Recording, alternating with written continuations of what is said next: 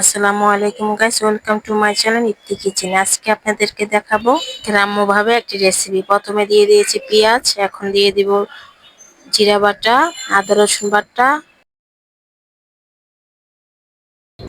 দিয়ে দিব হলুদ, মরিচ, ধনিয়ার গুঁড়ো, দিয়ে দিলাম পরিমাণ মতন লবণ, দিয়ে দিলাম তেল। এখন হাতে মাখিয়ে নিব। দিয়ে দিব আগে থেকে কেটে রাখা পোয়া মাছগুলি, ভালো করে মেখিয়ে নিব। মাখানো শেষ। এখন বেগুন ভালো করে ওই মশলাতেই মেখে নিব।